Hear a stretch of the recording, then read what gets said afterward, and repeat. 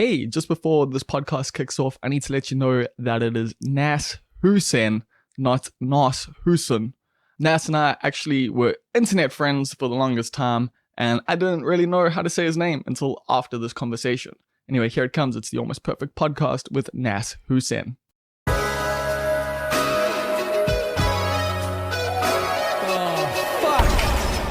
It's the Almost Perfect Podcast. Welcome to the Almost Perfect Podcast, a celebration of fuck-ups, failures, and falling flat on your face. This is a podcast that believes you can learn from experience, but that experience doesn't have to be your own. Hi, I'm Bob Perfect, and I'm a functional fuck-up. Let's learn from somebody else's mistakes. And today we're going to be learning from Nas Hoosen. Now, Nas is a cartoonist and writer. He writes many different things, film scripts, articles online. I've read some of his satire work back in the day. I think. Yes, I did. He writes comics as well. And he also draws cartoons that you can check out on his Instagram and various other places. He's been involved in Sector, which is a really cool local comic, multiple stories within the comic and stuff. And so he's contributed to that. And he's actually working on a really cool project at the moment that we got into, but isn't in the podcast because I am a rookie. And you're going to hear, so towards the end of this podcast, it goes like, yo, I'm going to come back just now. Can we, carry on with this? And I'm like, yeah. But then when he came back and we recorded, it didn't record properly. So we don't have that part of the conversation, unfortunately. But what we do have is, just conversations about Skynet, about just neuroses, about reptilian brains, about Batman, about the Killing Joke, about Watchmen, about so many different things. It's really... This one goes all over the show, and it's a really in-depth and interesting conversation. I mean, I've listened to it a few times back now, and each time I'm like, damn, this guy's got some cool ideas. So I think you might feel the same way. I think you're going to be pretty entertained with this one, and might, learn new things, might come across new ideas that you might not have had before, or, you might just enjoy two people kicking about the idea of, the end of the world. And other things. There's lots of other things that go on in this podcast. Nas is, as I said, quite a smart dude. And we bounce some pretty big ideas across the table with this one.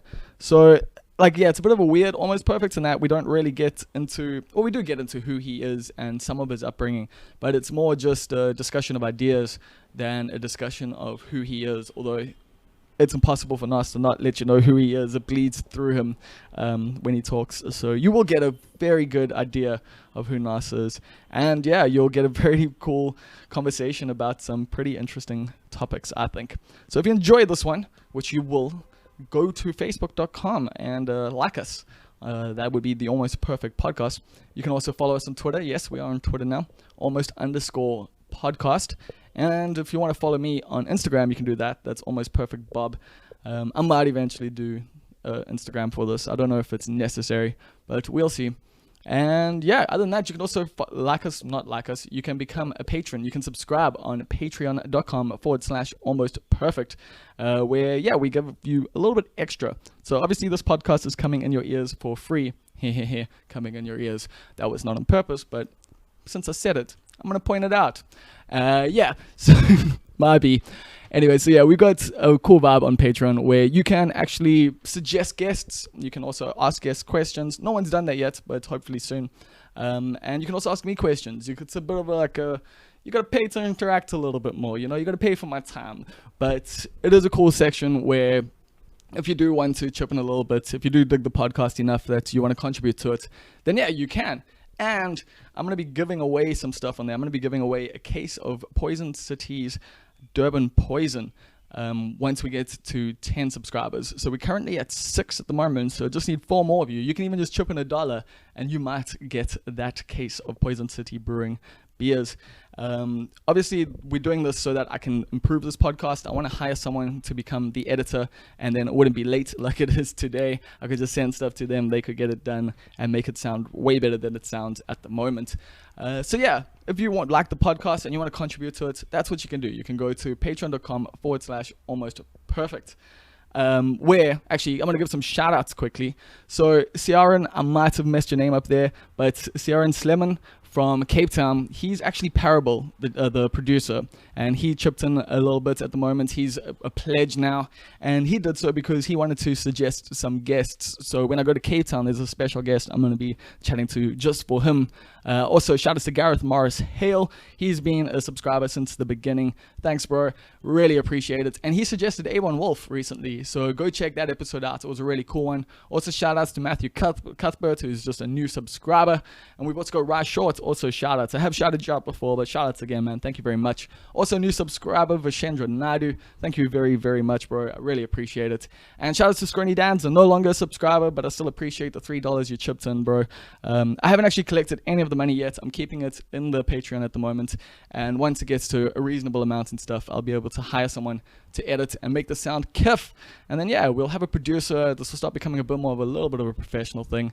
I'm also moving next month. I'm going to be setting up a studio in my new place, and hopefully I'll be able to make these a lot better, a lot quicker, and just as time goes on, you know, improve the thing. So if you want to chip in for that, please do at patreon.com. But if you don't want to, all you have to do is just listen to this thing, man.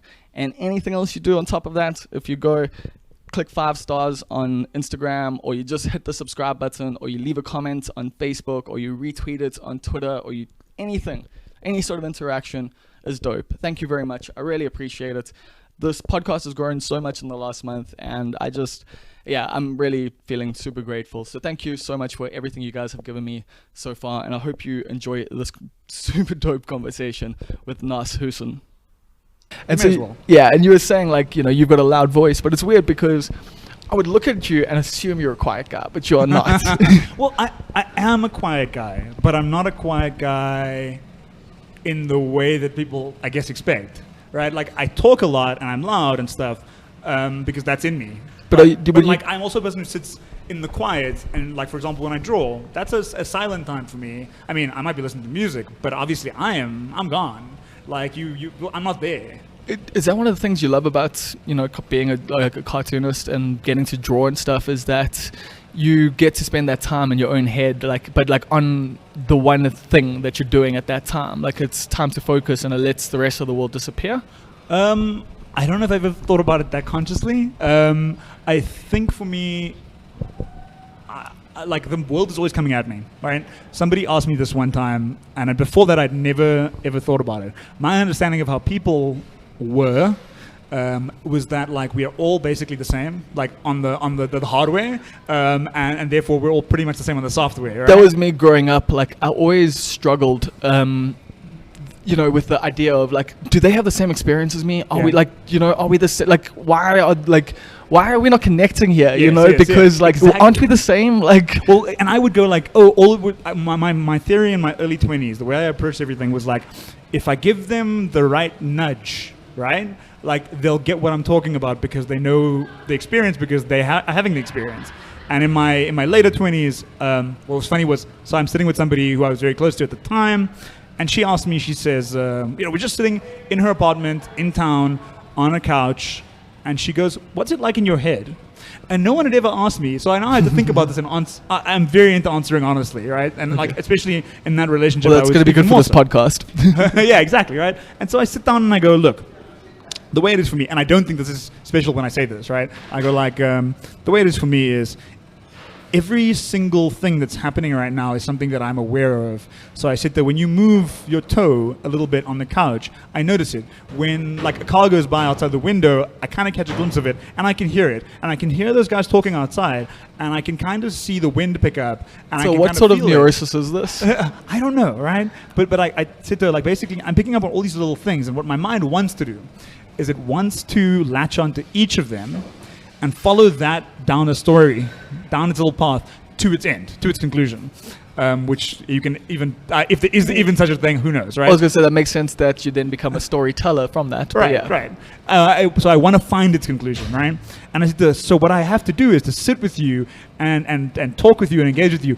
I really, really have to focus on you a lot. Because like, it's not like an effort like, oh my God, what a strain. It's just an effort in the sense of like, I really, really want to focus on you because my mind is picking up on all these other things. So when I said that to her, she looked at me, she laughed, and she went, that sounds like a lot. And I realized for the first time probably in my life, this was only like 4 years ago, that she wasn't going through the same thing and other people weren't like experiencing the same thing. Her anxiety was different to my anxiety, and my anxiety came from this experience that I thought was everybody's. I mean, that seems a more like closer to paranoia than anxiety, but like I mean, the two are interrelated. they are, because I mean, I'm more on the paranoid spectrum, like Right. myself. So yeah, like I'm aware of everything as well, but like I internalize it a lot more. It's more like how it relates to me. Well, I think I used to go for therapy, and my therapist said to me once, she said, you have very healthy coping mechanisms considering don't think she used the word trauma, but essentially the trauma that you've undergone through life, right? And not to say that like it's always terrible things that have happened to me, although I've had difficult things happen to me, but I got it. It was like somebody going like, hey, look, we're getting some coffee. Yeah, we are. Thank you. Thank you very much. Yeah, it's fine. We'll switch it on. Don't worry. It's like knowing that there was this difficulty at all for me was something that I had never acknowledged, right? I just assumed again that the difficulty was universal. So when I was told this, when I was told that you have healthy coping mechanisms, that thing that I told you about where I'm trying to follow the story to its endpoint of the thing, of the wind picking up, of the toe moving, that is my coping mechanism for what is a sort of immense anxiety. I just didn't know that. I just thought everybody was doing it. I mean, we do all have our coping mechanisms, but we do also just have completely different ways that the world fucks us up, I guess. You know, like 100%. we've got our own neuroses, and like that is one of the hardest parts, I think, about growing up is accepting that about yourself and other people. I mean, I assume, but that's also the thing like that I struggle with is like I assume everyone's got mental health issues. Like I don't understand this concept of people not. Like, Right. you know, like I don't think there's a normality. I don't think that, like, I think everyone does have some sort of thing that, you know, drives them that's abnormal in a way. Like, but then, Yeah. you know, mental illness is a different thing than that. Like, A friend explained it to me. I don't know where he heard this from, if it was a therapist or if he read it or whatever, but it makes a lot of sense. Imagine every human being is having like an infinite number of switches. terrible coffee. Oh, sorry. Sorry. Not an infinite number of switches, sorry. Like a limited number of switches that are in our body. Every single person. And we all have, let's say it's 1,000. We all have 1,000 switches. But the combinations that they are different depending on the person, every single person. So there's infinite combinations of these 1,000 switches or whatever it is. Or maybe it's infinite switches. I don't fucking know math, right? But like, let's say it's infinite combinations of switches and no two people have the identical combination. We all have our own neuroses and we all have our own origins for our neuroses. What I am interested in as a person is always they are things that are similar. They are human experiences. There are ways in which we communicate. When I tell a story, for example, where somebody looks at it and they get something out of it that is theirs, right? Yeah. From something that was mine. And that is what we're kind of doing as human beings. That's the thing I hate about art. Fuck you. This is what I mean. Like, no. I wrote a story the other day. I'm working on it for a project, which we'll talk about. But the idea was I'm adapting somebody else's idea for a comic. I'm doing the scripting. An artist named Kit Bierkes is doing the illustration. And the person who wrote it is writing about the struggle of being different. So it's if I just explain the plot to you, it's very simple, classic sci-fi. You know, androids fighting for their humanity and fighting for their rights in the future. Classic sci-fi. Classic, you know what I mean, right? Like, and it's set in the year 2017. And That's not really in the future. yeah, well, I mean, you know, how far away are we from that, right? From androids. So the person that wrote it, they set it in 2070, and they called the story 2070. And I looked at it, and something in my brain went, okay, what if it's 20/70, just to differentiate, right? That's the title. And then I started writing about it and thinking about it. And so I wrote the story where androids and humans, you know, humans are 70% water. Yes. So I wrote this thing where the android's also 70% water, and the water is what contains the consciousness. And the 20% in us is the meat, and the 20% in them Is the metal. and then the 10% is the who knows what, Consciousness, right? yeah. That's the story, right? The story is about Okay, the 10%. I like that. That's interesting. And my thing was, you know, there's a moment of romance between a human and an android in the story, and I'm spoiling my story, but fuck it, it's only 6 pages long. But basically, like, the human wants to help the android, and the android says, why? And the human says, the people that hate us, they fixate on the 20% of us that's different, the meat and the metal, but the 70% of us, the water, is the same. Right? You know? I mean, is this an allegory for racism? It's an allegory for everythingism, you know? Yeah.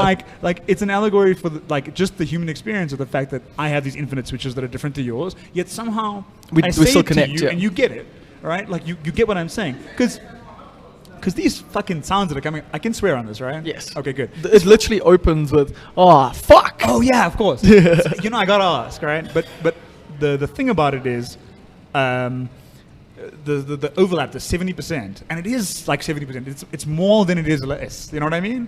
Like it's the bigger percentage. There's this weird thing that happens where you and I can understand each other with the sounds that are coming out of our mouths that are actually just the same thing as when we were cave people going, huh, huh, huh, right? These don't mean anything.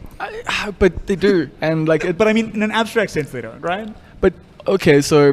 Actually, let's talk about the robot future. Since we're discussing these kind of things. Do you want to, are you going to do an introduction beforehand, right? Yes, okay, yes. Yeah, so don't worry, I'll tell people who you are beforehand. Good. Jump in. But, well, because, like with these ideas and stuff, us being similar and all of that, do you think the robots and us would be able to actually relate to each other? I mean, do you think we'll ever get to that point that androids are on that level? Like, and... do you think humans will carry on if robots do become sentient? Look, man, like predictions are a weird game, right? Sure, but here's my take. These are my favorite things. Like, sure, but here's my take on it, right? Forget about androids. We tend to go for these humanoid things, and we think about them, and we're trying to humanize. I mean, we're literally robots. creating those. Sure, but let's move away from them for a second. Think about the idea of the Internet of Things, everything connecting together, all devices. Think about the fridge and think about the car. All right. So let's say your fridge is in your house. Think about Skynet. Right. Yeah. But the fridge is in your house. The car is outside. The car is parked outside. They can talk to each other because of the internet.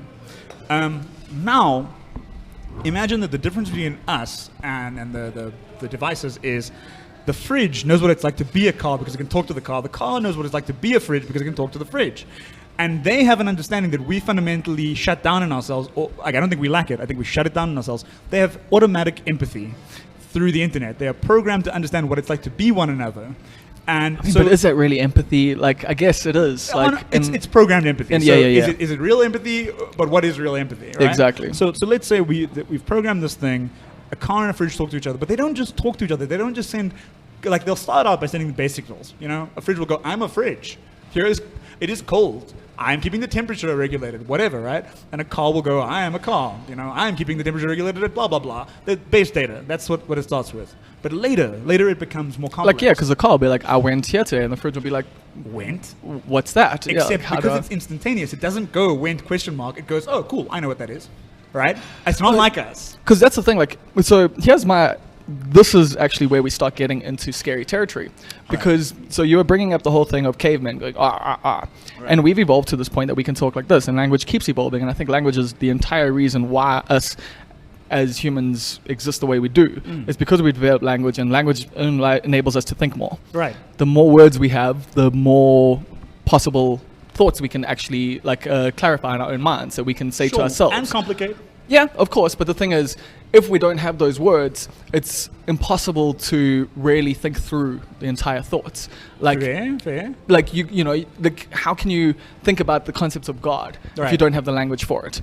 Like, you got to create that language to then create the idea, essentially. You know, like, well, they both got to back each other up. Sure, it's a feedback loop, but so that's the thing. Like, I think the robots are then going to take that further. Like, I think whatever comes after us, because all we are is the extension of ideas. Like, I spoke with this Lex a little bit. Is we're just one idea after the others. That's all humanity. You spoke with an Alexa, you said? No, with Lex. No. I was like, you spoke with an Alexa. What did it tell you? No, with Lex Luthor a little bit about this. Yeah, about that. Like, about the fact that, to me, I think that's where this is all headed, and I don't know if we're going to be a part of it. I think human knowledge will continue and consciousness will continue. But like you say, like, for them, that'll be instantaneous. They don't even need to understand it. Like, it'll just be innate. Every new thing that gets learnt by Skynet will just be integrated. Well, and we don't have that ability, and that's why I think it's scary, and that humans will be limited to a point. There's only so far we can go when it comes to that. Except for one thing, right? And I'm not saying I don't know if we will be here, and I don't know if I care if we'll be here, but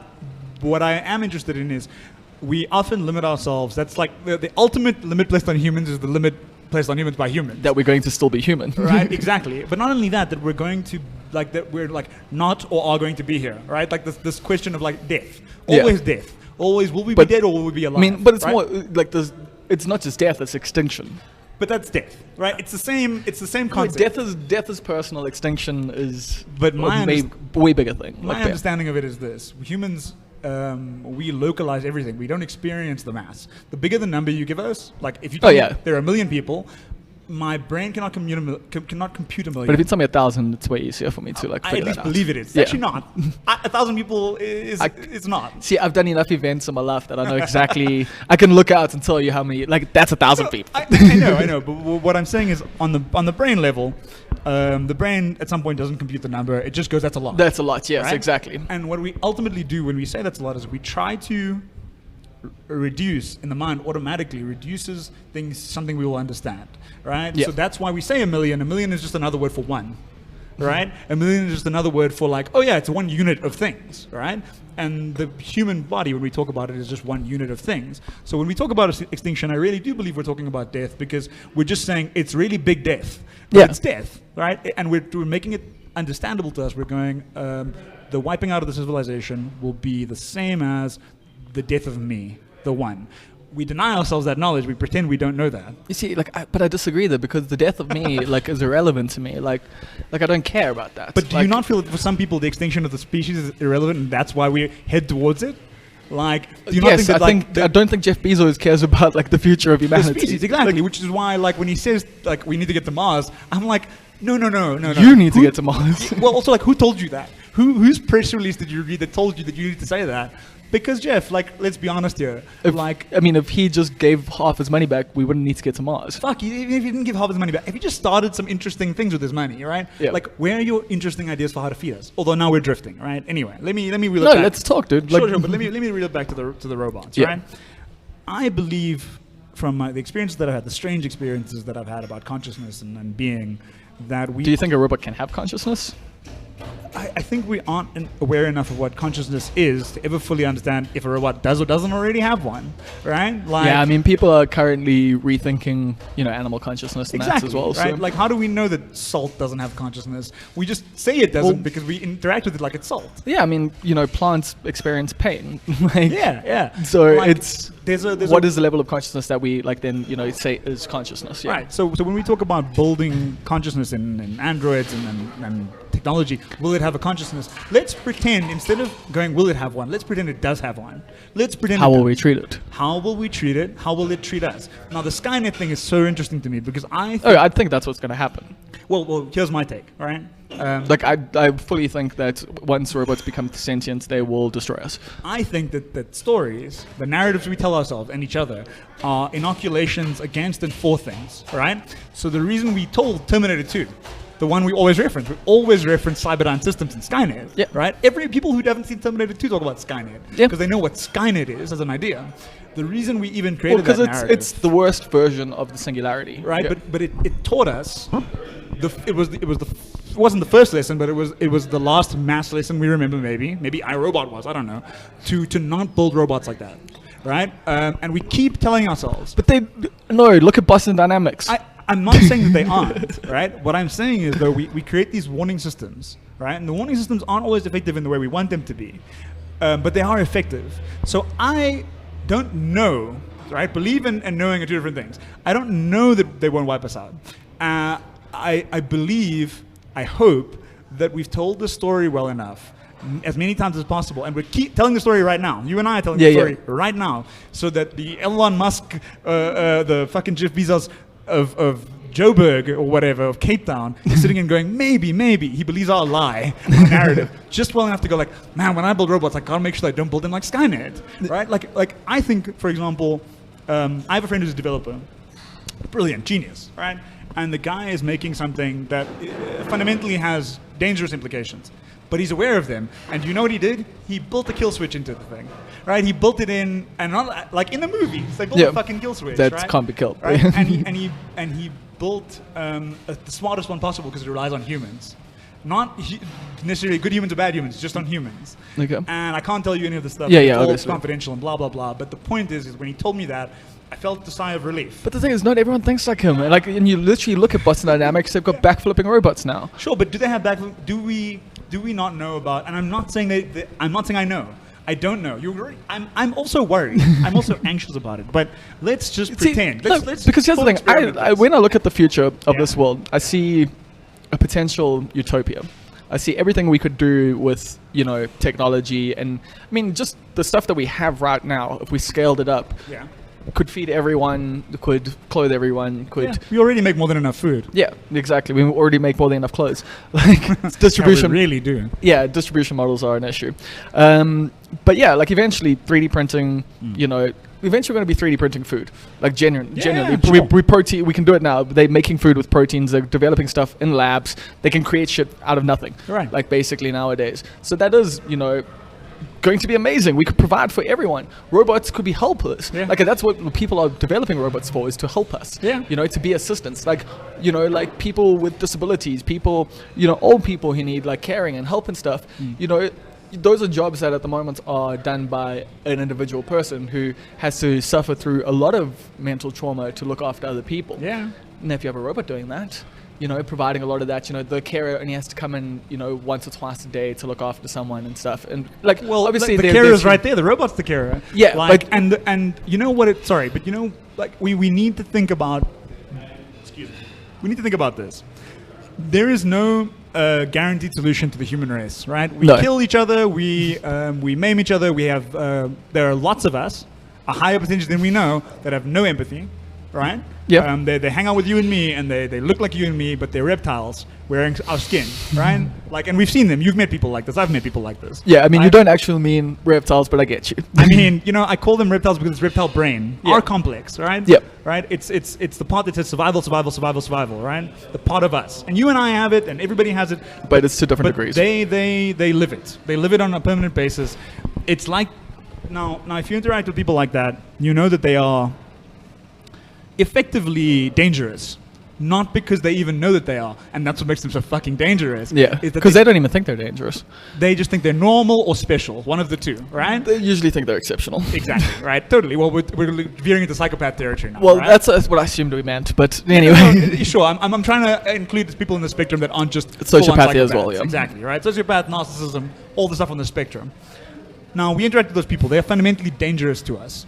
What can we do as humans to interact with them in a way that allows us to save ourselves, and I don't mean save ourselves just to survive, not just to claw around eating and fucking and sleeping, but to live our lives with all the things that bring us joy, with fucking half-assed coffee that we're drinking right now, and and you know what? It was still I didn't enjoy the coffee that much, but it was still more enjoyable than not having a coffee. Precisely, that's why we drank it, right? Like why we ordered it in the first place. We wanted the kick. And we're getting the kick, and it's not bad. You're right. I'm being an asshole. But for us to enjoy our life, to live our lives, not just survive, we have to teach one another the most valuable lessons about ourselves. We have to teach each other hope, love, and I'm not saying that those things are guaranteed solutions to life, because I think this is where we veer into the sort of yogi bliss movement bullshit, where people who are actually psychopaths sit around doing yoga all day and then tell you about how it's changing their life for the better. And so you have people who don't have much going on in their lives, then doing this thing and being like, hey, my life's amazing. It's like, no, your life was amazing without the yoga, yo. but also, you breathe enough oxygen slowly enough, your metabolism is functioning at the right rate, and you feel calmer. Yep. Doesn't mean that the world is now okay. You just feel calmer. You feel better about it. I think the people who start out with a low understanding of what's happening in the world, who then breathe a lot slower, tend to forget about no, there's still poverty we need to fight, and there's still hunger that we need to solve, but now they become more accepting of the world. Exactly. But you need to be more accepting of the world, but also unaccepting of the bullshit of the world. Because to truly accept something is not to acknowledge that it's fucked up as well, right? Yeah. So I just think that what's important is the narratives we share about the world need to be a mix, right? They need to be a nice, and they are a mix. But I look at our current way of addressing the world, and it's changing. So I speak about it now almost post-tense. But this current way is almost like this jokingly suicidal. Right? Yes. So we have this thing, and that is because we're staring at a precipice. Sure, but why does a precipice have to be the point at which we see? Precipice should be the point at which we leap, and instead we make it the point at which we fall, right? And for me, some people leap and they exactly. go on to live great lives a lot of the time. And what I'm saying is we need to tell people more often about leaping. Yeah. Right? Like we have to tell people more often about like there's a card in the tarot deck called the Fool.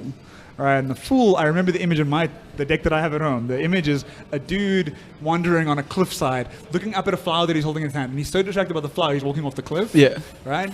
And the idea of the Fool is to say to be a fool, not to laugh at the fool, but to be a fool, to be somebody who be willing to fall. Continuously gets distracted by the beauty of things. To learn a lesson when they fall, they are like, whoa, holy fuck, I fell, right? Because it brings them into an awareness that makes them understand that, like, maybe there is some beauty in the flower that I was staring at when I fell off the cliff. And how do I bring the beauty with me? How do I bring the flower with me on my descent into the darkness? Now, that's how I tend to try and approach things. Okay. So I believe very, very fucking hardcore serious in the threat of Skynet. I want you to understand, like, I'm worried about it. I think we got to get ready.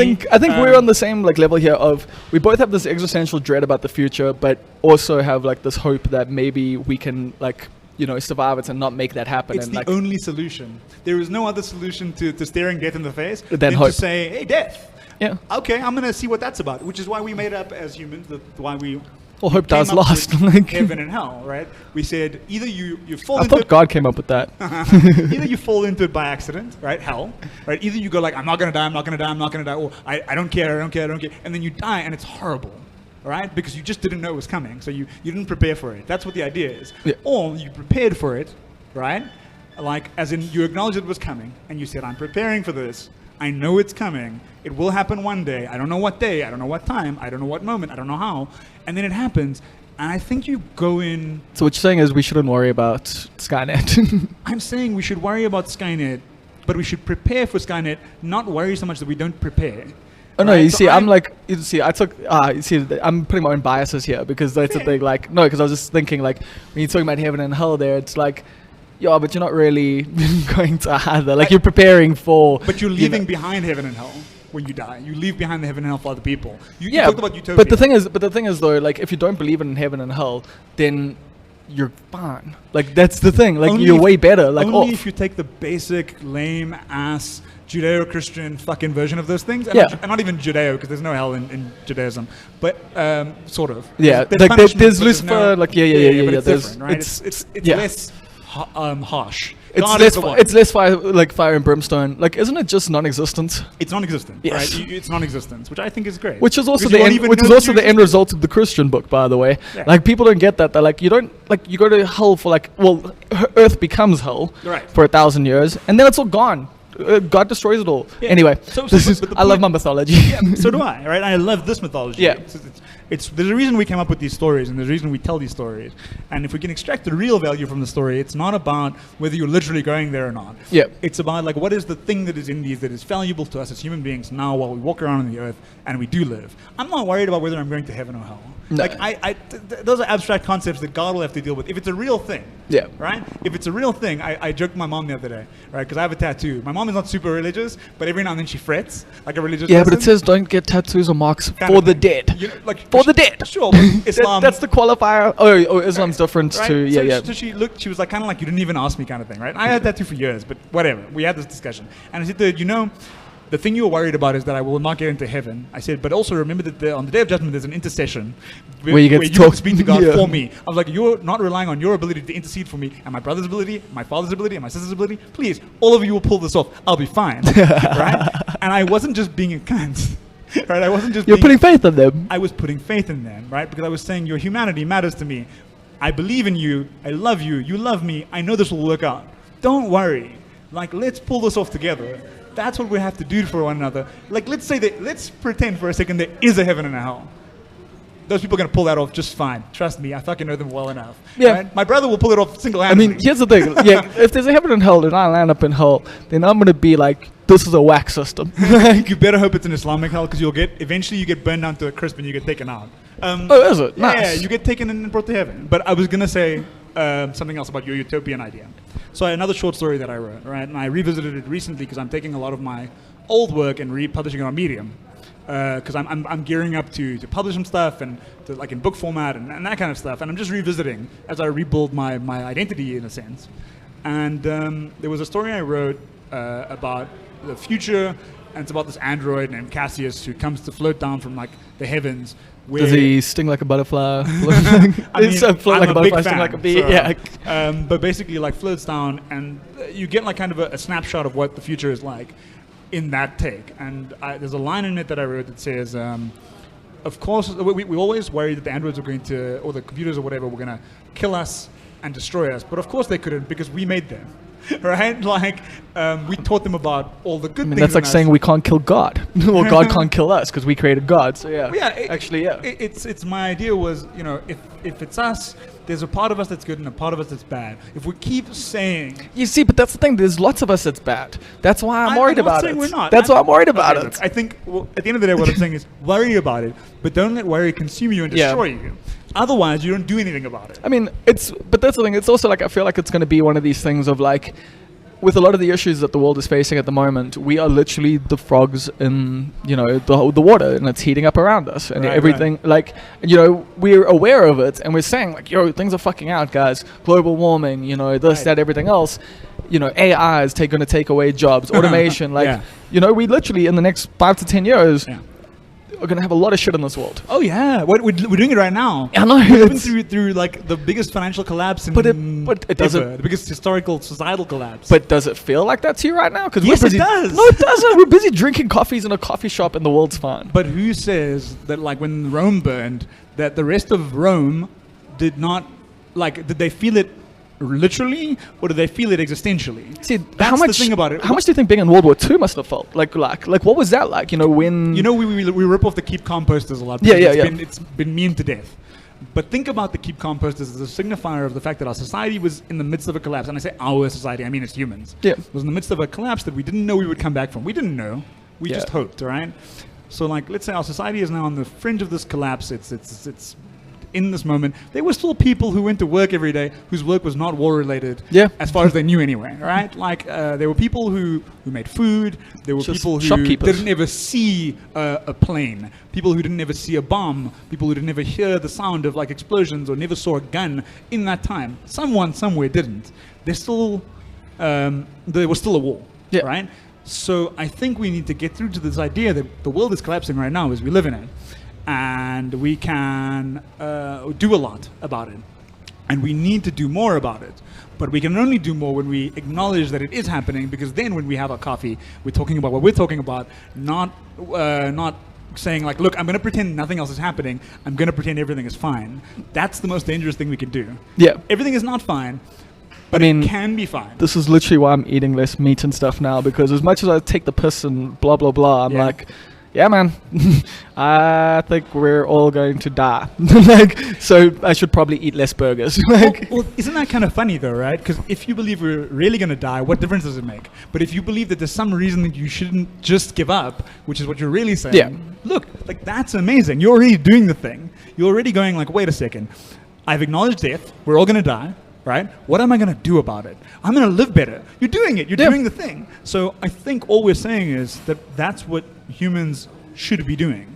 That's our advice. But cognitive dissonance is such a big fuck up, though. Like, because that's the thing. Like, it creates this situation where you don't you don't really see what the problems are. You don't and when you do, like, you create a false reality, like, and then you're living in a whole different world, and you don't see like that everything's fucked up, or you don't see the reasons why, or you blame it. Because like even me, like, you know, when I was going after the vegans and stuff like that, you know, the thing that I hated was just all the misinformation. It's not like that I thought that they were wrong or anything, but it was just that they were lying, like, just completely and utterly, you know, and I hate that shit. So I was going against it, but at the same time, I'm like, yeah, I agree with you. Like, you're right, but like, just stop lying to me. Like, that's why we need you, Bob. Like, that's why we need voices all the time to be able to tell the truth, because the truth is a complex thing. I remember when I started studying, when I left high school, I did a year at Damlin first, right? Cool. Now in the end, I studied. I finished my high school through Damlin. Oh, okay, cool. All right, so I did a year at Damlin that was a journalism diploma, or a certificate, 1 year. And it was before I went on to do journalism at university. And I remember I had a lecturer named Gideon right there, and he was amazing. It's just really smart, confident, cool guy. I should learn to dress more like Gideon. He's always dressed really well. I'm always jealous of those guys as well. Dude. I'm like, I could do it, but I would just look like a kook. Like, I had a moment. I had a period where I dressed really well. I'm gonna get back there. I think I dress well for my style, Yeah. like for the laid back, like, you know, dude, like, you know, just the band guy, you know, Right. like, I think I wear the right stuff, but, you know, I see guys like wearing like, you know, well-fitted suits, and I'm like, that looks kind of nice. Well, you you look know- like a puss, but like a nice puss. Exactly. I had a moment where like my shoulders weren't as big as they are now. I and mean, then mine are never gonna Then the like, suit fit widen properly. out. I used to have shoulders like you. I missed them. I can't even get. They can't come back. That's the problem. You can't reel shoulders back in once they get big. Anyway, so Gideon, you know, one of the first lectures he gave, he said, "What is the truth? I'm going to tell you a situation." And I know this is philosophy 101, Yeah. which I always laugh at when people talk about. Well, yeah, critical reasoning. Right, but the problem is most people don't get this lecture, right? They don't get, and I don't study philosophy. Don't be one of those pricks. You can right? just read a book. Exactly, Like, yeah. Right, or get a good lecturer that wants to talk about life. Yeah, But just read Sophie's World.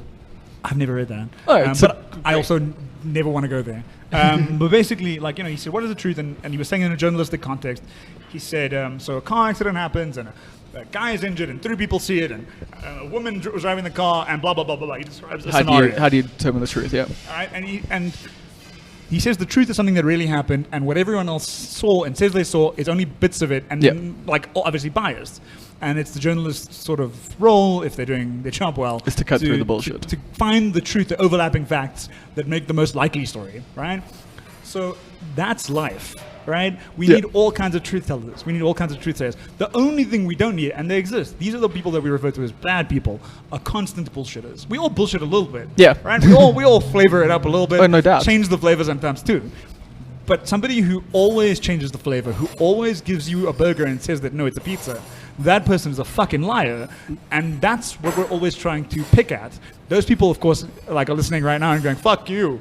I don't fucking do that." But then now they're smiling because they're like, "Oh, he's talking about me," right? Like, and Narcissists. yeah, totally, right? And the thing about it is, it's like, maybe we'll never get rid of them because that's a part of our species. Maybe it's a part of our cellular development. Yeah. It's our survival mechanisms writ large.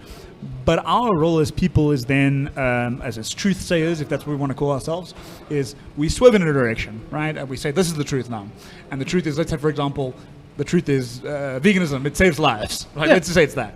And we also telling that narrative. Now, we're aware of the complexity of that narrative. We know that it's more complicated than that. Yeah. But we need this one. I mean, we need this one, but right? And then that's a totally fine narrative to have. But hold yeah. on, right? We need this one, and then we get the narcissists. Eventually, will find the bandwagon. They will go with the direction of the herd is going because they're not that smart, but they think they are. Yeah. And then they'll start selling that lie to make money and to aggrandize themselves and get bonus and whatever, right? And they'll do it, and then they'll corrupt it to a degree because it will become a corrupting narrative. You see, and that's then the issue that I have with it all. Sure, but then what do? Truth sayers, we swerve again. Right? Now we're like, oh, but did you know chicken is really healthy? And then suddenly they go like, oh, fuck, and they hate us, and then they do it again. They follow, and this is, strangely enough, if you draw it, if you were to visualize it, it's the path that DNA takes. It's this coiling thing that swerves right and left and right and left and right and left. And so maybe that's just what we do, and we have to do it. I'm not saying I have the answers, and I'm not saying we need to be chill about everything. The thing is, it's identity and people, like, yeah. But when the world is telling us, when all the jokes are about how we should kill ourselves, when the asteroid's coming in, we go, I hope it hits us. When all the jokes are about that, do we not need to now start telling jokes about how we actually love living and how life is great and I never want to die? And Or then culture, counterculture, culture, and- counterculture, yeah. And like, do The we narrative not- becomes, like, but that is the history of humanity. The narrative gets Right. subverted constantly. Like, and do we think that humanity is getting better? Do you think that humanity is getting better? on the whole, On the whole. no. No, you don't. No. I don't mean people. Watch out for this, right? No, but that's what I'm saying. Humanity on the whole, no. I think there's pockets of humanity that are doing a lot, and I don't know if they're doing enough to make the whole thing better. Right, so I have this thing, and it's not backed up by fact necessarily, but well, look, it is backed up by some fact. I've read some stuff that basically says statistically, which you can't always. Oh, I know this thing. We're yeah. getting better, right? Yeah, I know Like, this thing. Like poverty is being decreased, and food security is better, Now, and when more I say education. better, more food. I don't mean that we have achieved utopia. Yeah, yeah. Right? No, I'm with you. Because utopia is an unreachable goal. But also, I struggle to. So here's the thing: when the norm back in the day was what it was, life was hard, but it was the norm. What we consider poverty now was everyone's way of living. Right. Actually, they lived better because they had stuff. Like they had access to farming and stuff like that. 100%. Nowadays people are living, poor, but they don't have access to be able to even do anything. They become reliant on the consumer mechanism, which is to get like fucking food dropped off at your house. Exactly. So that's the thing. So whilst we say poverty is being alleviated and this and that and blah blah blah, and quality of life is better for more people and everything like that. Yeah. When you look at stuff, really though, on average, is life better for people now? That's not the argument I'm making. Okay, because see, so for me, that's the thing. If we're gonna say is humanity better, I want it to be better for the base level. That's where I don't want to be an idealist here. That's the thing. I want to say we have to bring the bottom up before we can say humanity's actually improving. I am 100% on your side with this kind of thing because I'm not a leave people behind and everything will be better, right? Yeah. I myself am suffering in poverty at the moment, so to speak. The abstract kind of poverty, no. Clearly, we're sitting at a coffee shop and we're having a thing. But, debt and that kind of thing that comes with living. But what I mean is do we not need to strive for the ideal of solving these problems rather than saying these are, rather than fixating on the crushing weight of the problem? Now, we have to acknowledge that they're problems to solve them. Yeah, but that's once again a growth mindset kind of situation, and not everyone has that. So sure, and I don't think everyone can have it.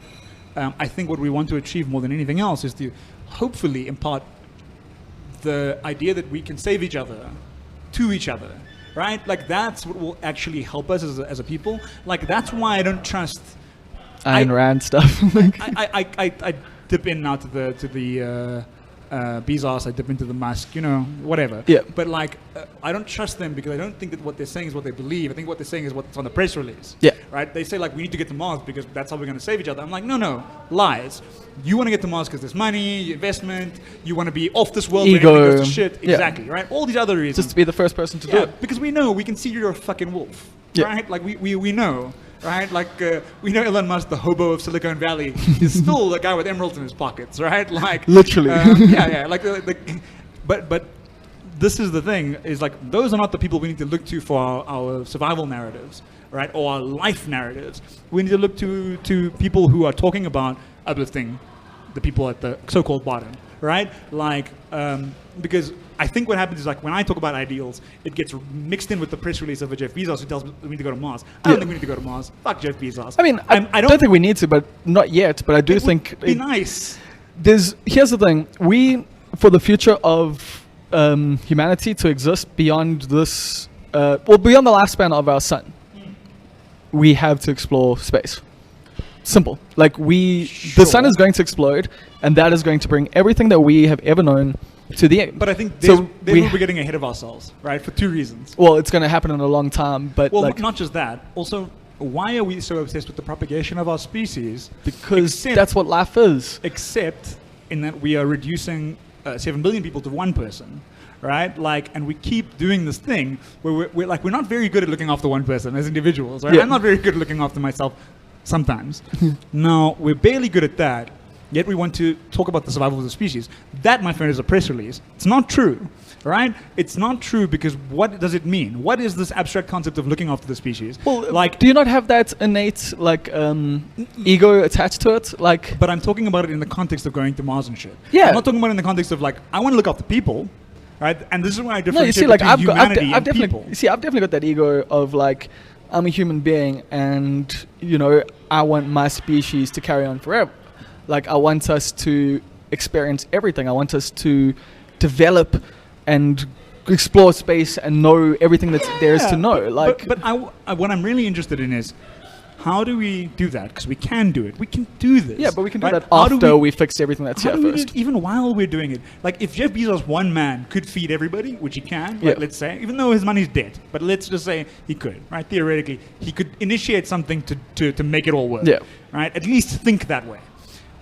Why is he also striving for the same thing as Musk, striving to go to Mars? Why can't one do it and another do something else, right? And people will tell you it's competition, and competition is healthy, and blah, blah, blah. And listen, I'm It not a can be. fucking wolf, right? Like, I'm not a fucking T-Rex. Like, there are also Stegosaurus here, and there are fucking Triceratops. What's weird is competition always leads to monopolizing, which is hilarious to me. Exactly, But- because it is fixated on one thing. It is fixated not on the survival of the species, but the survival of the individual. Yeah. Right? It's not about saving lives. It's about surviving. Now, I'm talking about the idea that I think it's great that we can go to Mars. I think we should. I don't think we shouldn't. Yeah. But I think we need to stop sticking with these binary arguments that are given to us by these men, and they're always fucking men. But Yeah. these men who themselves think in binary. It's And weird now- though. It's men who probably read some woman sci-fi writers and like you know, like Ursula, probably totally. had so much to do with their thinking. But like, did they acknowledge that she was a woman in their reading of her novel? Like, do they think that it had some kind of impact? Maybe. Who knows? Yeah.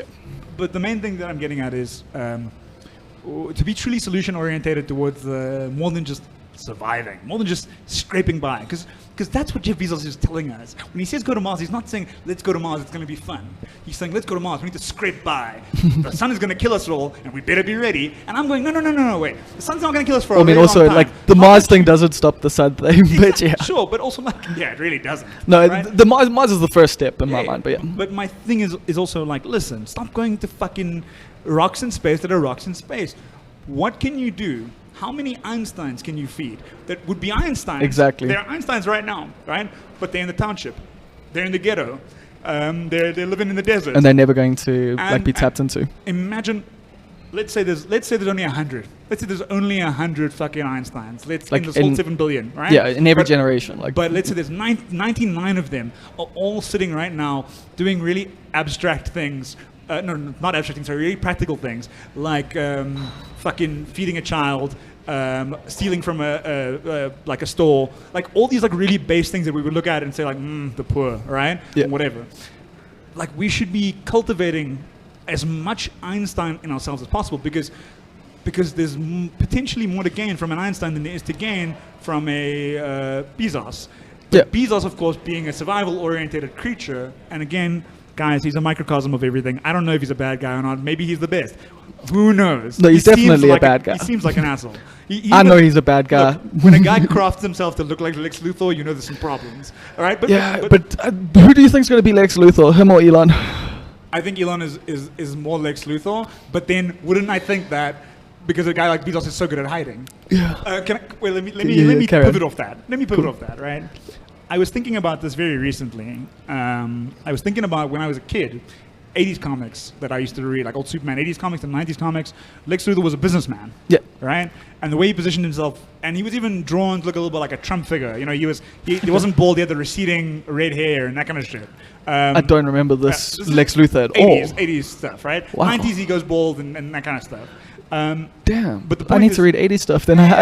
He's in fact John Byrne, who is a horrible human being, but John Byrne, who drew him and wrote him for a bit in the 80s, says he's fashioned him off the Trump. And now Interesting. So this Luthor of that era is Just not as stupid, we obviously. know he's the supervillain, right? We know he's Superman's arch nemesis. But the public doesn't. Exactly. He presents himself as nothing but a good guy, all right? Like a But- good businessman. But that's also to be the duality to Superman's, two identities as well. Sure, but like, sure. Yeah. But then what happens is, over time, that character gets reshaped by new writers coming on all the time. So he goes from being that to being a bit more obviously the supervillain. A bit more to- Kingpin-esque. Yeah, exactly. Then you find out, no, he's actually a super scientist pretending to be a businessman, right? So like, he's a mad scientist, but he's Yeah. dressed in a suit. Then they go like, no, he becomes president for a while. Oh, yes. And by the time his presidency ends, Lex Luthor is wearing a purple and green armored suit with Yes. kryptonite fists and flying around like cackling with Superman's cape ragged and tied to his suit. My point is that exposure to Superman made Lex Luthor, I was going to say Jeff Bezos, made Lex Luthor more honest.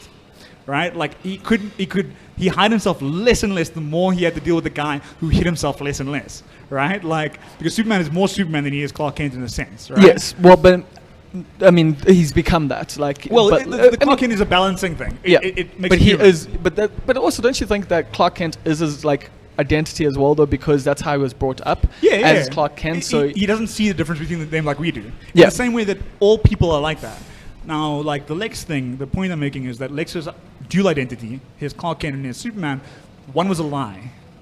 right? The Whereas, businessman whereas, one Clark, with a lie. whereas Superman is both Yes, those things. he really is a farm boy who wants to be a journalist. Yeah. All right, like he just also happens to be a dude who can punch you and crush your skull, which he doesn't do because he's nice. But Lex is a guy who wants to punch you and crush your skull, but pretends to be a guy who wants to shake your hand, and that is what like Superman is always trying to bring out in him. Yeah. He's not trying to say like you're a bad guy, even though he's also saying you're a bad guy. He's trying to say, look man, if you want to punch people and crush their skulls, just tell them. So Right? So what you're saying is Superman is to Lex Luthor what Joker is to Batman. Except I think that Batman is honestly a more healthy human being, really. What than Lex or No, than Joker. Oh yes, but so what I was saying is Joker's more Superman in that situation because Joker's always trying to bring out Batman's true self. Well, except not. Joker's always trying to bring out what he believes is Batman's true self is, which he believes is the madness. Yeah. But he's wrong because Batman proves him wrong every day by every single not time. being mad. Yeah. Right? By going, no, you want me I to mean, say he that is I'm an mad, insane... but- well, sure, but not in a bad way.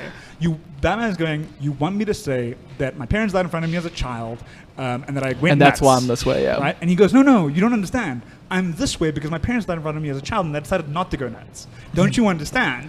I've decided not to be an asshole. Yeah, you see, but I kind of I kind of agree with the Joker on this one though. Like he has gone nuts. That is a nuts thing, and you're channeling it in a positive way. But it's all like the pathology of like Batman is I think hilarious. You've but yeah. identified through that comment how I am and how I primarily see the world. Yeah. Not to say I have bad days and bad moments like anybody else. But the killing joke isn't gonna break you. Like it came out the year I was born. It's highly overrated, but it's got beautiful art. I disagree with you. I love it, but You know what? I was reading. I just bought this. I love right? the ambiguity of the ending. But yeah, But I just read this and I thought it was very funny. I read this is the fucking. that was just the harshness of it. But yeah, I read Grant Morrison's Batman run from the 2000s. He wrote Batman for 7 years. So I picked up the first deluxe edition, like big. They're recollecting it in this huge hardcover. Every issue that he wrote, like so. I picked up the first volume of that, right? And I read it, and it ends with a 2-part story where it's Batman trapped in this machine that's making him go through all his memories. And there's it shows you how the Joker changes over time. You know, Yeah. at one point he's a murderer, then he's kind of a prankster. Well, there's- he just stops murdering people. there's more than one Joker. It's not good, right? For the listener, right? Basically, the one guy changes personalities all the time. Yeah. And at some point, he's a crazy psychotic murderer. And there's a bit in the book where Batman is talking to Alfred about trying to figure out what's happened to the Joker around the Killing Joke period. Yeah. Where, if for anyone listening, the Killing Joke is where the Joker just goes full-on murder, crazy psychotic for no fucking reason. Wait, hold on, right?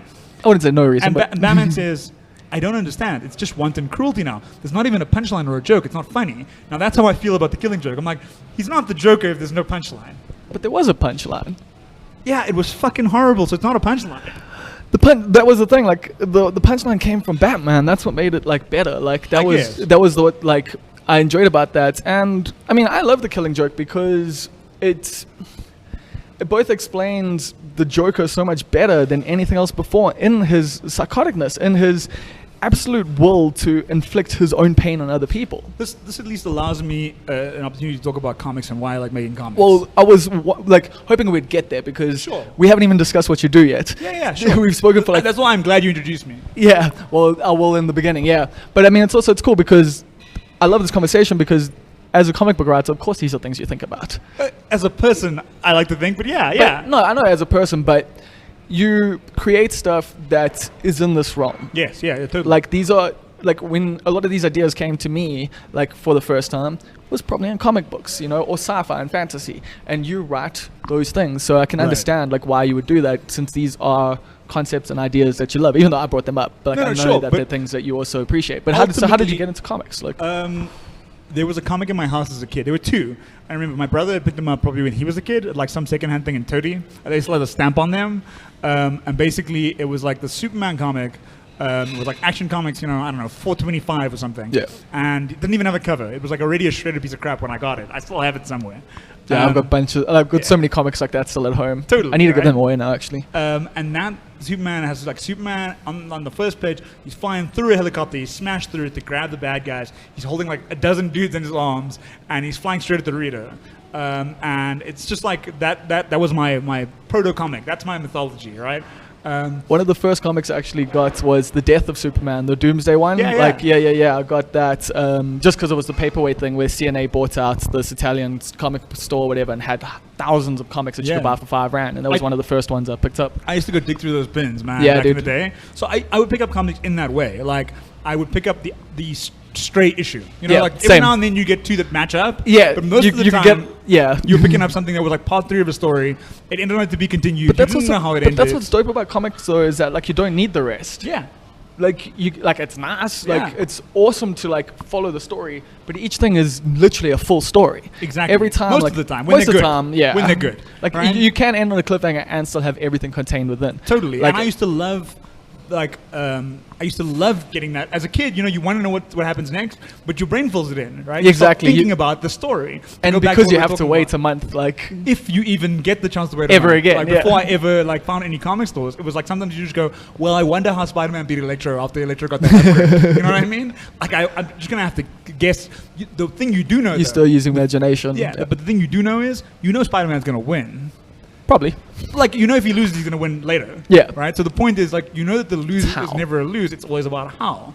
It's always about, like which is why I did enjoy, though, when they started killing people, like in comics. Sure. But then, of course, what is the solution? They bring them back. They bring them back. Yeah, that's... Right? Because these narratives exist for us to experiment with a world that we don't live in fundamentally, but something that is true about us as human beings, which is we do believe in good and evil, even though we pretend we don't. Yeah. Right? Like, and in fact, like we said, we encounter our complex reptile brain people all the time. And they're the closest thing we have to the experience of evil, right? People who are pure survival, who will do anything to survive, who will do anything at anyone's expense. I don't think survival is evil. Like, I get you where you're saying that, like, and I get the survival instinct, like, because you're going reptilian brain there. But I think, like, it's not survival. It's there's maliciousness. Well, yes, like I'm differentiating between survival and life, right? Yeah. Living and survival are the differentiation that I make personally, which is a rightly thing to do, right? I don't mean wanting to live is a bad thing, right? But the differentiation I make is this. The reptile brain person, the lizards among us, to use a Spider-Man villain, right? Are one of my faves. For simplicity, right? The simplicity of eat, fuck, sleep, propagate, right? Sure. More of me. They are people that fundamentally, when they have children, for example, see the child only as an extension of themselves, not as an individual human, right? They don't go like, oh, my child. They go, me. Deep down. Yeah. Whether they're using the words my child or not doesn't make a difference. Now, that to me is what I call survival, right? A life that is rooted entirely in the survival complex of the human experience, right? See, but the animal part of it. Yeah. I'm not saying that the word survival. I know what you mean. I know what you mean. See, because to me, like, I would draw that more to ego than anything. But 100%. It is ego. I'm renaming it, right? Okay. And then living is the part of us. Livin. Yeah, exactly. Right. Like living is the part of us that is about sharing stories. That is about learning about things. It is about not acquiring knowledge for the sake of acquisition, but acquiring knowledge for the sake of wonderment. That is about and it's not always happy. Living is also sad, right? Living is filled with anger and complexity. All kinds of awful things happen in life. But living is about going sometimes I want to eat a donut because I like the way the donut looks, and sometimes I don't want to eat a donut even though I like the way it looks. Whereas survival is I will only eat the donut because it's what I want. And it doesn't matter if I'm going to take it from somebody else to get it. I want the donut. It is mine. Right? Yeah. There's a weird way in which, we talk about ego, there's a weird way in which the differentiator between ego and being conscious is a differentiator between understanding that the world outside of your hand, outside of your reach, is a different place to what's inside of you. Yes. Now, survival, as I call it, what you call ego-based, is a life that fundamentally, they probably don't even have the words for this, but fundamentally is about thinking that everything is you. Yes. Right? They talk about, I say they, but I mean the good they. They talk about, in sort of neuroscience and looking at pediatrics and children, there's a phase of a baby's life when it is born where it does not fundamentally understand that it is not its mother. Right? Okay. It believes that everything is it. I don't know anything about this. Right? Cool. Because why would yes. Why would it understand anything other than that? For one thing, it literally was its mother up until a couple of days ago, and then what does a baby understand about it being a baby and you being a person? Right? So it thinks everything is it. Then it begins to understand over time that mother is separate, right? That mother can go away and come back. When a baby first experiences a person leaving the room, separation the baby anxiety. does not know that the person can come back. They experience it as death. Yeah, like Right? well, that's why like it can create separation anxiety and stuff like Yes. that, like long term. Like from Over time, if in a healthy, we talk about the idealistic healthy home. What a baby acquires is an understanding that when you come back, you can come back. In other words, when you go, you can come back. In other words, you might not be dead. Right? Oh yes, yes. But what So it's got you're talking about the positive sides of this. Sorry, my bad. what it first experiences, though, is probably, I would guess, it thinks you will come back, right? Like you leave, you will come back.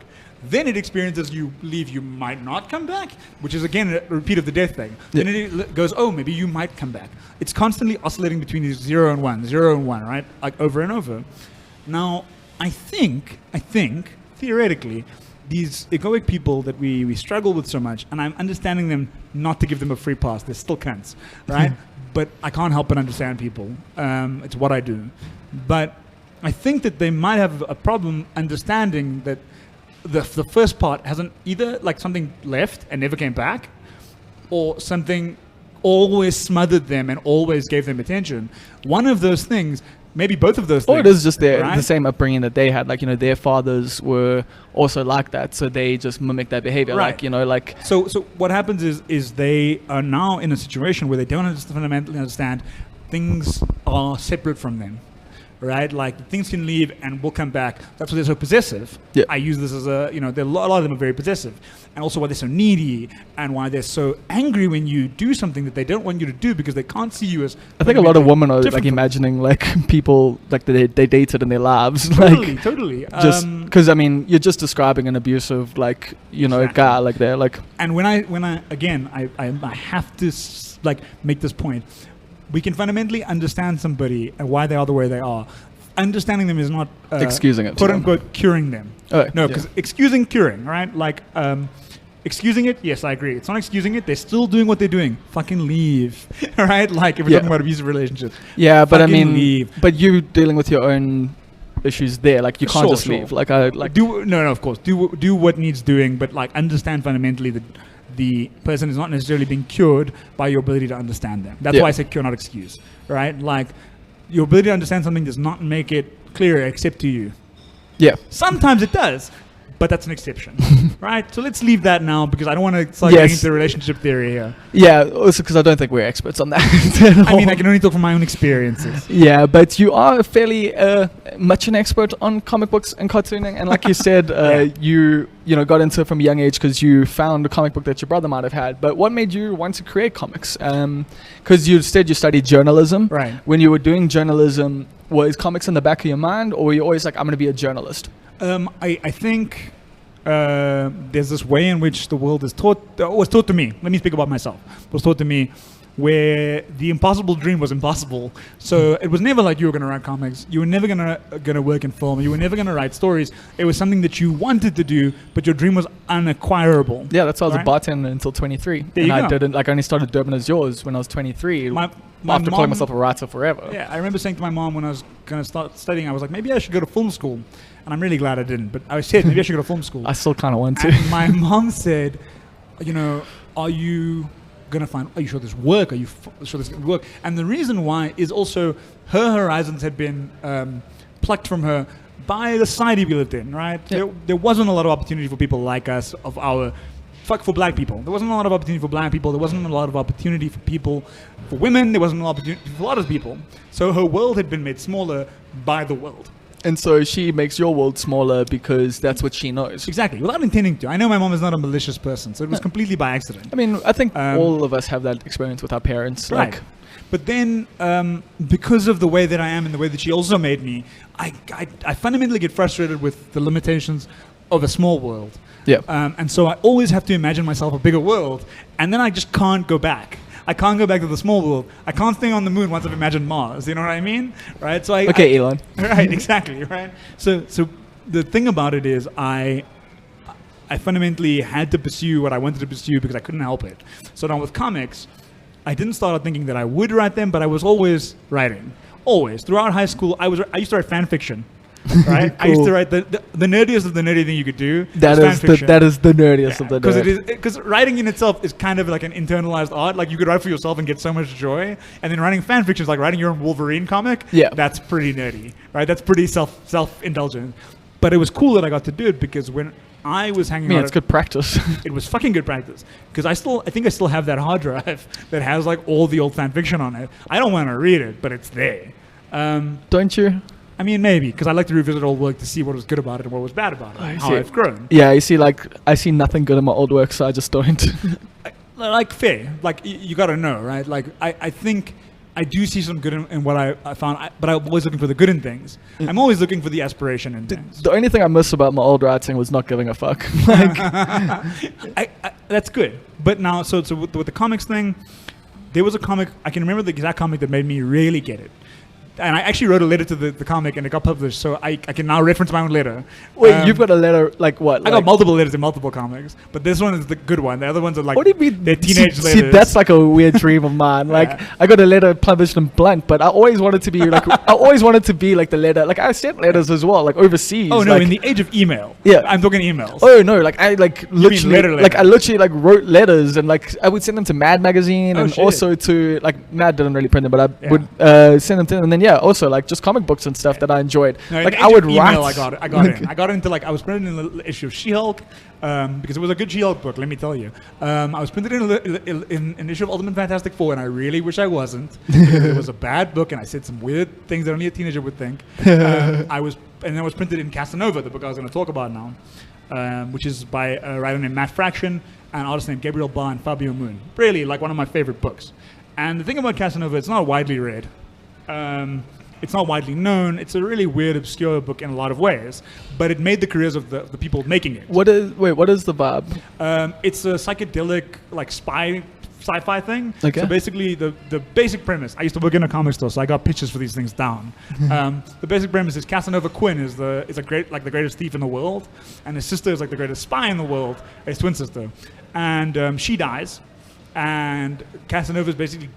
Something is placed inside his jacket that he finds later when he's like at a funeral, and he hits it, and it sends him into a different universe where he's the greatest spy in the world and she's the greatest thief in the world. And what happens is their dad is the head of the greatest spy organization in the world. So in the new universe, he's been recruited by his dad's greatest enemy to pretend to be a spy when he's actually a thief to steal secrets from the organization. And that's just the first issue. That sounds like fun. Favorite things, right? And it's still always in progress. It's like the slowest moving, it barely comes out book, but it's meant to be 7 books at the end of it. And it's on book 4. Wait, how many years has it been going for? Dude, I think it first came out in 2005. So what, he's releasing like one, they're releasing like one book every few years? They release 1 issue a month. Like, it's like nuts, yeah. Like, they're breaks. It's broken into 7 volumes that are named after the 7 deadly sins. Oh, so, okay, cool. Yeah. Anyway, but the thing about it is, I wrote them a letter, and I said this in the letter. There's an old, I think it's Rolling Stone, quote about the Velvet Underground, the band. Yeah. From the 60s, right? I've heard of them. You know them, but like a lot of people might not. And old Lou Reed, man. The thing about, I hate Lou Reed, but I love the Velvet Underground. Oh, wow. The thing about Velvet Underground is, they said in possibly Rolling Stone, they said it's a band that not many people heard, but the people that did hear it really started bands. Everyone who knew it wanted to make music. So you think Casanova just started a whole lot of people? That, right? For me, it was that. And I say that, I was like, I knew when I read it that I could write comics because the way Fraction, the writer, Matt Fraction, wrote comics was the way I wanted to write comics, but never knew I could. I think that's like Bo Burnham for me, even though I started doing comedy before that. But like, just watching him was just like, oh, I want to do that. Like, well, it's like, you or a version of that's my own. But yeah, like as a kid, you watch movies, and when I watched Spielberg, I love the idea of becoming a director, but you think you have to make Spielberg. Yeah, it was like I would watch Chris Rock and be like, I would love to do that. Yeah. But like I could never do Chris Rock. But also, like then seeing Bo Burnham, I was like, I could do that. But you could, like in a hypothetical sense, in an abstract sense, get to Chris Rock if you went through Bo Burnham. In the same way, I could get to Spielberg, but it wasn't until I saw like Paul Thomas Anderson that I went, oh, I can make films like I want to make. Exactly. Or I look now at a contemporary director. I look at Alex Garland, who made Annihilation. He wrote a book as well, didn't he? Yeah, he wrote The Beach. Yes. Yeah. Yes, I've got The Coma, like a book. I haven't read it's a book about a coma. Yeah, I've got both. Yeah. I've read The Beach, and then now he's a director. So he made Ex Machina. Yes. Now, when I look at his filmmaking, I go, oh, someone's making films the way I would like to make films.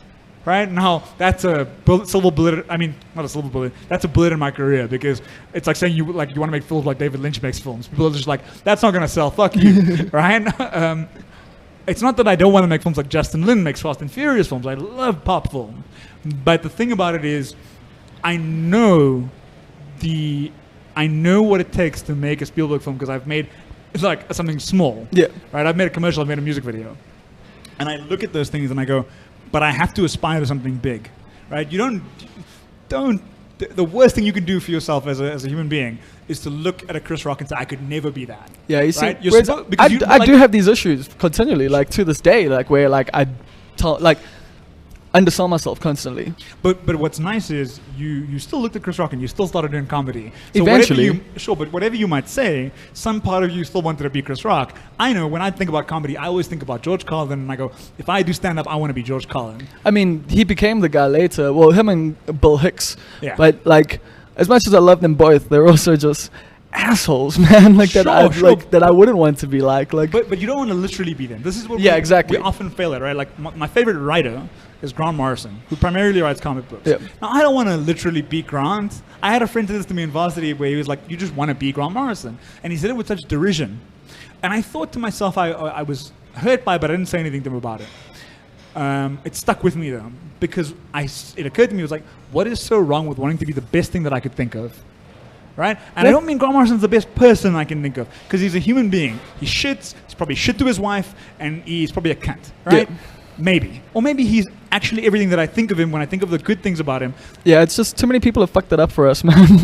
But we're not supposed to aspire to the literalism. Yeah. Right? Ideas are what we're supposed to aspire to, because exactly, because ideas are like can't be fallible essentially. Yeah, well, also when ideas turn into reality, they always decay. An idea is so beautiful and so powerful and so unique that it can never be the reality. So think about, we go back to Superman.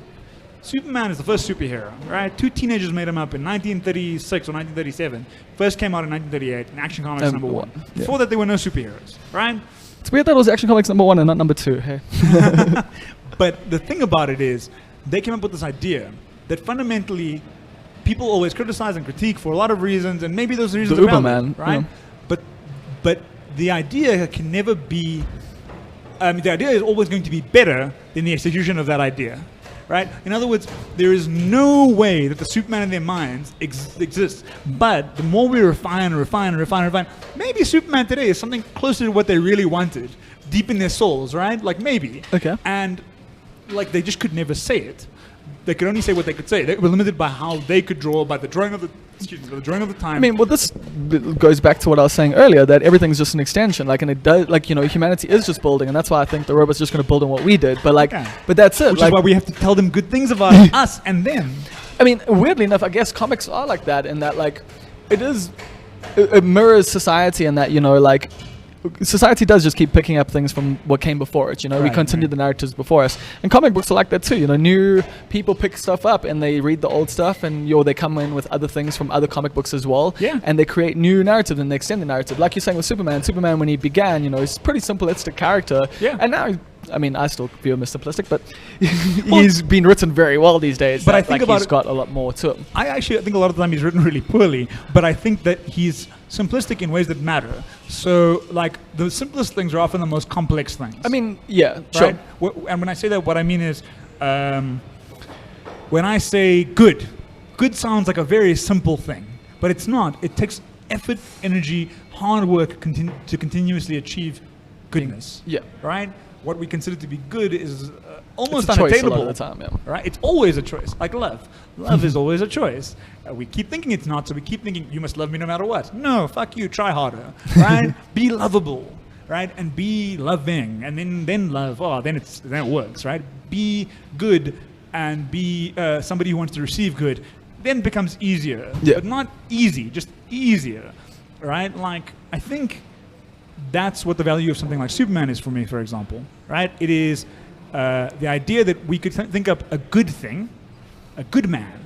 What would a good man look like? He would do the right thing. And what is the right thing? It changes over time. Yeah. But the right thing is, in the first Superman comics ever in 1938, there are no supervillains because he's the first superhero. No, he was just helping people. So what he does is, you know, like a woman's getting hit by her husband in the apartment next door to him, something that probably happened to these real teenagers, Jerry Siegel, Joe Shuster, who wrote and drew the comic. Might have happened to their family, or might have just been in their What neighborhood. does Superman do? Kicks down the door, walks in, grabs the dude, throws him out a window into a river.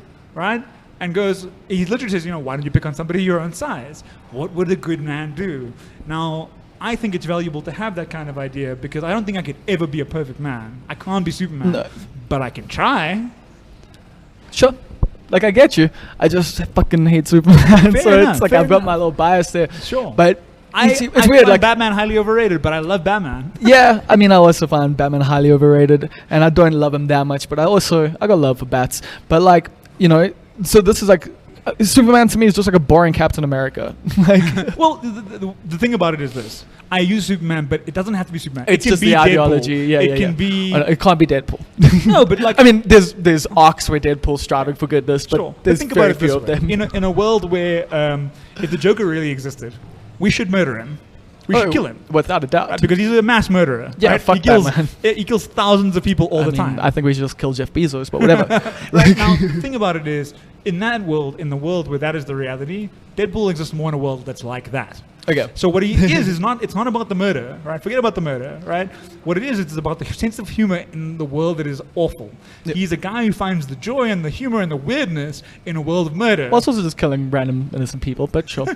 but I'm putting that aside to find the thing, right? The joy. juice, the juice, and the juice is that he finds humor in a situation that is inherently not humorous. Yep. In other words, he gets through a day that is terrible. He's kind of a depressive superhero.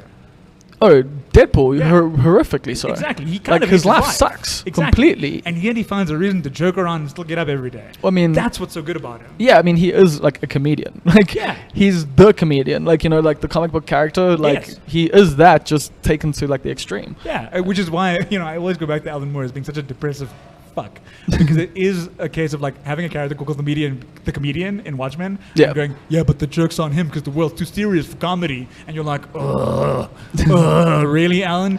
What did you Dude- prefer, the comic or the movie?